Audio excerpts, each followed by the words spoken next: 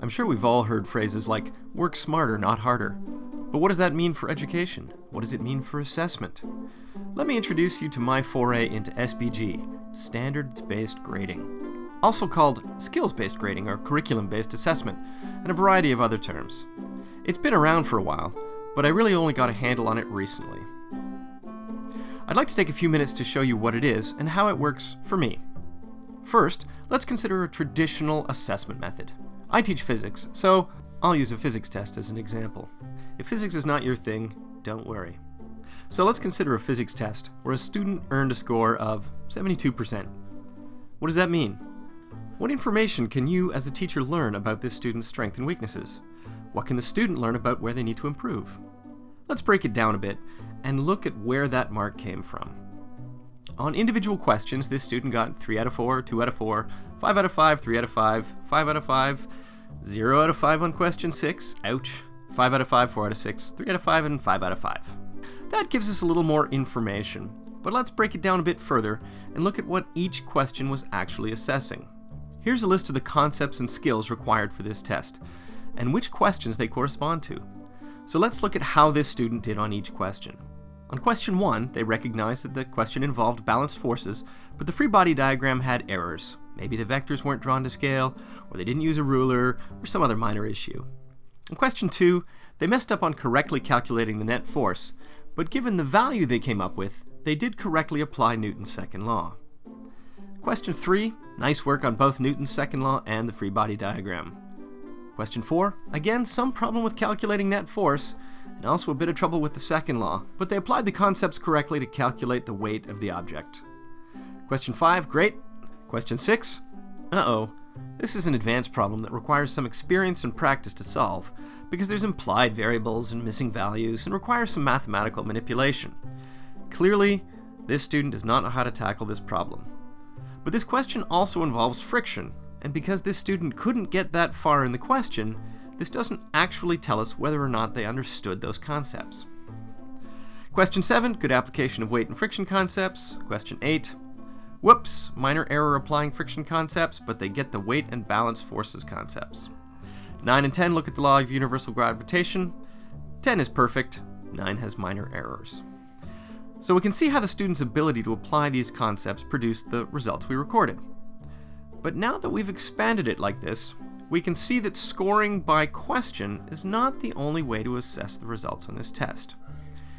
If we look horizontally across the rows, we get a picture not of how they did on each question, but how they did using each concept. This student clearly gets the concepts of balanced forces, Newton's third law, and weight near the Earth's surface. They pretty much get Newton's second law, free body diagrams, and universal gravitation. These are skills they can master with a bit more guidance and practice. What about friction? I'd say this student also pretty much gets how to work with friction concepts, but was unable to demonstrate that on question 6. Not because they didn't understand friction, but because they couldn't get that far in the question. This student clearly needs to work on net force calculation and advanced problem-solving techniques. So, what feedback can we give this student from a traditional marking scheme? You got 72%. Check the questions to see what you got wrong. But if we go the other way, from the horizontal, the skills or concepts-based approach, we can say, you know Newton's third law, balanced forces, and calculating weight really, really well. You need some more practice with free body diagrams, universal gravitation, and friction, but you understand the principles. Let's go over how to solve for net force. Review of vectors might be in order. Once we have those skills down, let's go over how to work with the more advanced problems. There's clearly a difference, and I would say that the skills information is more useful than the numerical scores on each question, for both me and the student. Which leads to the question, can we use the skills as the basis of assessment rather than the individual question scores? And since this is a video all about standard-based grading, you've probably already figured out the answer is yes. So let's convert our comments about mastery to a score.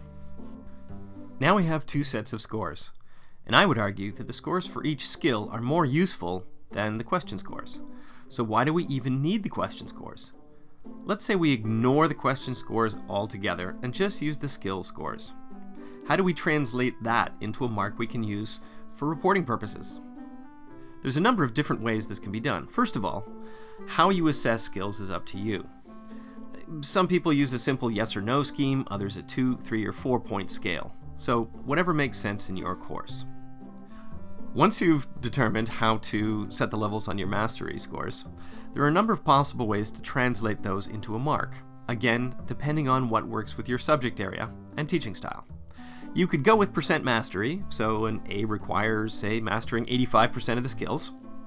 Or you could set specific requirements for each level, how many fully mastered or partially mastered do you need for an A or a B or a C, and so on. Or you could apply some form of mathematical formula.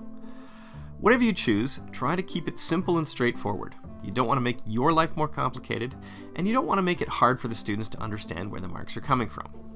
So let me share with you how I do it.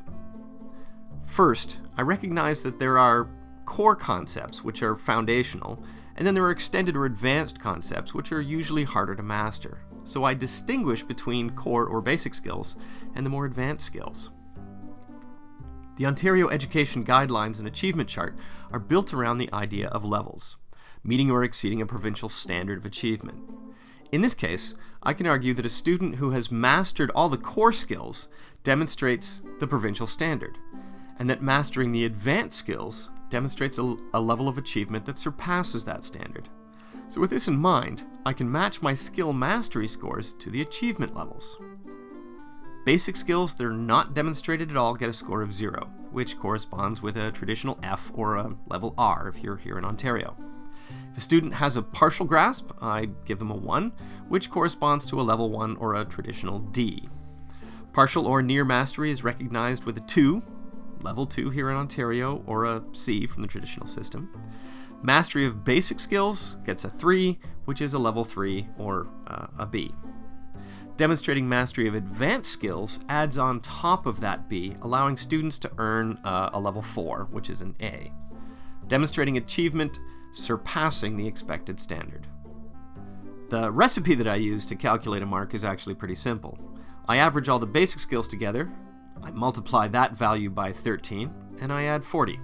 That gives me a maximum value of 79.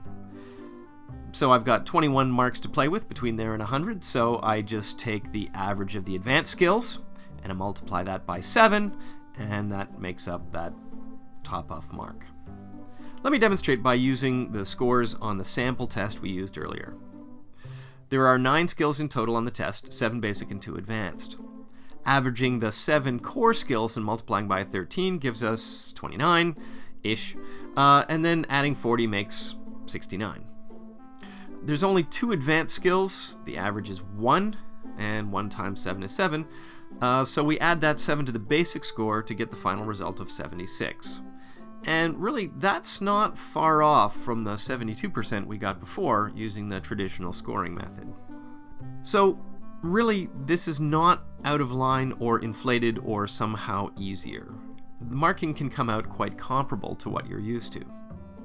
But it has several advantages.